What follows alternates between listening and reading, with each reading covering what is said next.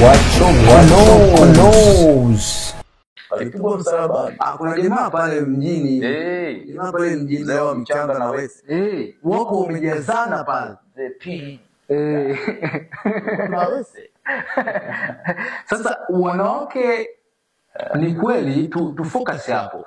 Kwa sababu katika historia na kwenye hadithi mbalimbali kwenye vitabu vya dini kuna sehemu inaonekana mwanamke ahesabiwi. Kuna sehemu inaonekana mwanamke amekula tunda na kamsababishia mwanaume. Kuna sehemu mwanamke kapata ujauzito kwa kupitia uwezo wa Roho Mtakatifu. Bako na Roho Mtakatifu. Akubakwa. Alibakwa bana. Sasa hizi scenario yani Delila hapo kwa Samsoni, Delila kamshawishi. Hizi stories za kwenye vitabu sijajua upande wa Qur'ani mwanamke kaongelewa vipi, hilo na uzoefu zaidi kwenye Biblia. Yani shangazi kuna Hadija kule kampenda mtume, shangazi la umri ulikuwa mkubwa. Sasa mwanamke kaongelewa katika namna hiyo. Yaani unajua kilichopo ni kwamba philosophical books hizi niseme siwezi sema ni vitabu vya kidini, ni philosophical books zina portray vitu vingi zinapokuwa zinaeleza. Watu wengi hiyo habari sijui ya tunda watachukulia hivyo mwanamke ni kiumbe dhaifu, lakini ina portray kitu kingine zaidi ya hapo. Kuna siku labda tutazungumza. Kwa hivyo vitabu ukiangalia kwa jicho la kipuuzi utaona mwanamke amedunishwa. Lakini ukiangalia kwa jicho la watu wenye akili timamu utaona message nyingi zilizofichwa. Sio umenipata? Na siku zote ukisikia kitu kinasemwa ni dhaifu, ujue hicho kitu sio dhaifu. Hicho kitu ni strong. Kwa maana kitu kiko kinaongelewa kinyume. Ndio maana nasema ufikiri mara mbili. Ndio maana nasema ndugu Ibilisi huyo. Sio dhaifu. Huyo. Ni shetani. Huyo nyoka huyo. Sio dhaifu. Yes. Kwa kitu kikiwa kimeelezwa sana in negative frequency, hicho kitu maana yake sio dhaifu. Very strong. Kwa hiyo kinatakiwa kidunishwe ili kiamini chenyewe ni dhaifu kiweze kutawalika. Sio mnaelewa? Kwa hiyo mwanamke sio dhaifu. Mwanamke sio dhaifu. Ile wapumbavu wa kidini ndio wanatuambia mwanamke ni nani? Ni dhaifu. Lakini mimi ninavyoelewa mwanamke sio dhaifu. Na siku wanaume tukipevuka huo upeo tukajua kwamba mwanamke sio dhaifu. Sijui nisemeje yeye nisiongeza. Ukifikiria kwa factor ya kibiolojia, mwanaume umeweka mbegu lakini anatengeneza mtoto anatoka kiumbe mkubwa. Ndio maana tumesema mwanamke yani mwanamke kama kiumbe useme kidhaifu, mwanamke ni duplicator. Mzalishaji. Na ukitaka kupata shida na mwanamke wewe muone yeye ni dhaifu. Shida ya kwanza unaanza kupata wakati unaanza kumuona yeye ni dhaifu. Sio ya kuonesha kwamba yeye ni strong, yaani unapomwona ni dhaifu ndio wakati unapoanza kupata shida. Kwa ndio ndipo kama ni ndoa wanaoisema ndoa, hapo ndio shida inapoanza. Sasa hapo itabidi tuwaulize wenye ni ndoa au ni ndoa au ndoana. Yes. Lakini mimi kwa upeo wangu wa uelewa hii siku ya wanawake wanaita wanawake duniani, this is a political agenda. Kwa hiyo kitokea siku ya mwanamke, kwa hiyo kitokea unaishi na mwanamke akagundua na muona ni dhaifu, hapo ndio shida inapoanzia. Sio akagundua, yani hata kabla hajagundua wewe tu ukishamuona wewe ni dhaifu, wewe mwenyewe ndio unapata shida. Wewe mwenyewe unaanza kupata shida. Wewe unapomwinua umewezaje kuchagua kitu dhaifu? Maana wewe ndio una shida. Wewe ndio una shida. Wewe ni dhaifu. Dhaifu ni wewe. Sio mimi vizuri. Nilishatoa mfano nikasema ukitaka kujua kwamba hizi mambo ni uongo na ambiana, lazima watu wafanye tafakuri ya kina. Kama mwanamke ni dhaifu anawezaje kuzaa? Anawezaje kuduplicate? Kwa nini Roho Mtakatifu akumbaka Yusufu akambaka Bikira Maria? Ili azali. Hilo ni fumbo. Tunasema ni fumbo la imani. Sasa ujue dhaifu ni huyu kwamba Roho aliona huyu hata nikimlawiti hawezi kuzaa. Bora nibaki huyu anaweza kuzaa. Hiyo nitaikata. Nimeona. Kwa hivyo. Au niweke ilivyo. Haya bwana. I see. Kwamba kwa nini kwa uwezo wa Roho Mtakatifu mwanaume asingezaa kupitia sehemu zingine? Kwa uwezo wa Roho Mtakatifu. Kwa nini asingezaa? Kwa kupitia sehemu nyingine. Sehemu zingine za mwili. Mwanaume azae. Yaani kwa nini apitie kwa mwanamke? Kwa nini huyu bwana alikuwa anapitisha tu wanaume waende vitani, mwanamke ambako ina roho hamna? Mimi sinasema kwamba mwanamke sio dhaifu.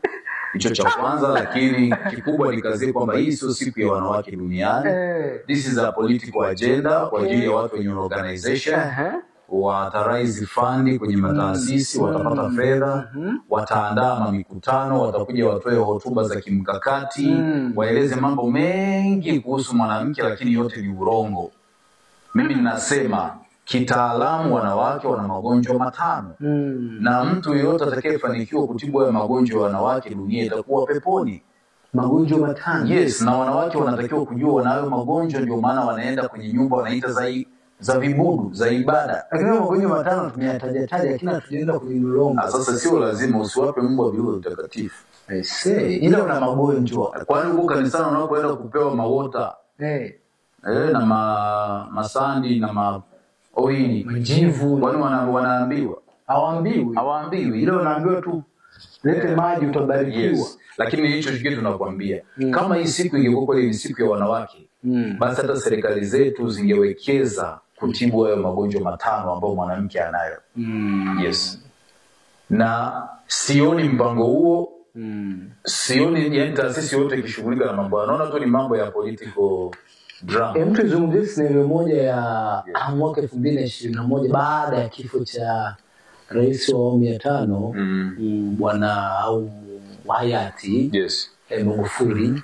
Baada ya kufariki, kwa mujibu wa katiba ya nchi inasema makamu wa rais atachukua nafasi ya rais aliyefariki. Sasa bahati nzuri alikuwa mwanamke. Sio nzuri au mbaya, alikuwa mwanamke. Na sheria haichagui, inabidi tu fix. Za chini tulisikia wengine hawakubaliana kwenye uongozi wa juu pale kwenye chama chake, watu walileta kuna namba za chini hizo.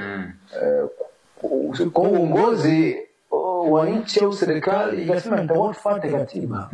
Ila kuna hicho kikohozi kilitokea pale. Inakuwaje hiki? Kwanza labda kama kuna watu walikuwa wanafikiria hivyo ni wapumbavu au ni wajinga, itakiwa watambulike kama wahaini. Kwa sababu rais haendi kuendesha nchi kama familia yake. Yaani ili kuendesha nchi kama anaoga bafuni. Unaelewa? Urais ni taasisi, institution.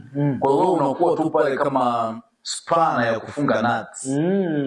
Lakini ni taasisi ambayo inaendeshwa na mifumo. Yaani maana yake wewe tu ni kazi yako, wewe ni figa ambayo inahakikisha ile mifumo inafanya kazi. Yaani mifumo inakuwa fixed, tunakuona wewe lakini ndani yako kuna mifumo. Hapo haiwezekani mtu ambaye amezaa watoto akawanyonyesha wakawa watu wazima ashindwe kuongoza nchi. Haiwezekani. It's very sad. Sidhani. Mimi nadhani mwanamama yote mwenye akili timamu aliyezaa watoto timamu akawalea malezi timamu anaweza kupewa nchi akaongoza. Anaweza kuongoza nchi. Ila mpe mbaba tu ambaye amechomekea vizuri na asali zake anaimba kwaya, nchi lazima ianguke. Nchi lazima ianguke. Hiyo ni mbaya. Yaani siku mkisikia nchi hii mwanakwaya anagombea, nitajivisha bomu nikilipua kwenye jukwaa. Niko unasemaje? Sio, umenielewa bwana. Nasikia kwa Marekani.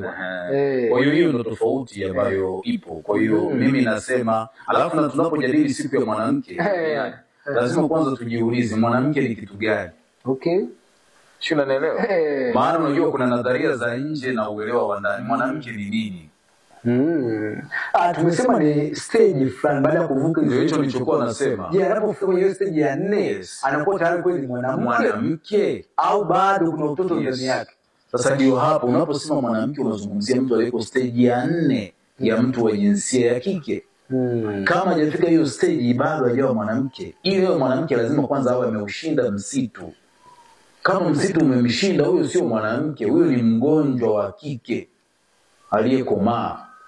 Lakini kuna issue nzima ya wanawake tangu tunasoma nao huko chini. Issue ya kujiamini. Sijajua inaweza kwamba ni ugonjwa au sio kujiamini, kujielewa. Hawajiamini wanawake wengi. Sio wanawake hawajielewi.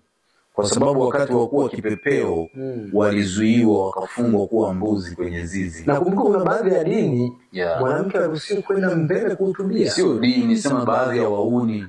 wao wanavaa manguo kujifunika kama wanafanya tohara gizani. Kuna hata upande huo, hata upande wa Kristo kuna madhehebu mwanamke haruhusiwi kwenda mimbarani. Wapumbavu wote wale haruhusiwi, ila jikoni mnamruhusu akawapikie. Hapo na bado kuna manabii wa kike wameandika vitabu wanavitegemea shenzi kabisa. Mimbarani nasema siendi, ila jikoni anaenda na amewaandikia vitabu. Ni mbwa hizi bwana. Na Reba anaenda kuwaletea watoto na sisi mimbarani inawaje kabisa. Mwanamke huyu. Ndio maana nasema hivi, mnapo watu wa siasa wanaposema ni siku ya mwanamke duniani na wanaharakati, kwanza wamueleweshe mwanamke ni nini. Mimi nasema mwanamke ni stage ya 4 ya mtu wa jinsia ya kike. Kama ameshinda stage 3 za chini na amezifaulu, akifika stage ya 4 sasa ndiye anakuwa mwanamke. Kwa sababu akitoka hii stage mwanamke anaenda kuwa malkia. Ndio tunamuita African Queen.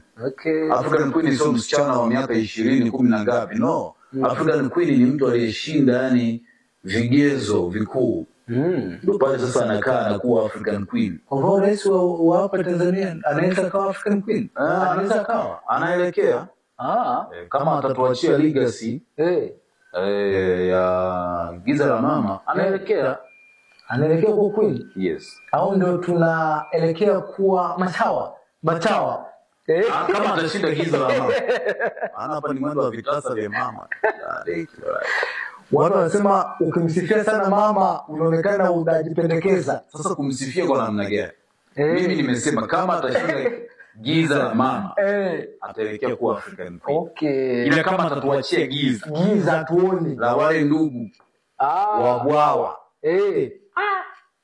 Kuna mimi jadili jina lingine hapo sasa. Maana si kwenye vitata kule ya tumo. Vituzo vya kuna nini vya kuigiza atumo nchi na baba.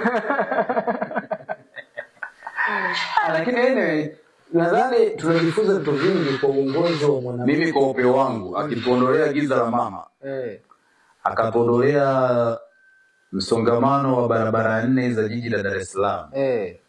Kwa kweli anastahili kuwa African Queen kabisa. Lakini kama ataondoka madarakani bado Dar es Salaam inategemea barabara 4. Yaani huku 2 na huku 2. Na sio za chini wala sio za angani pale juu.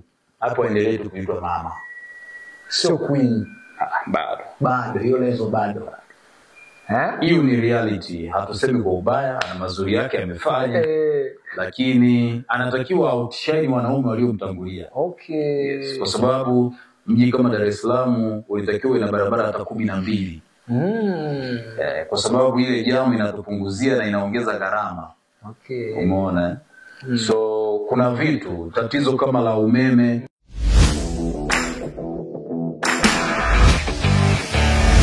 What knows?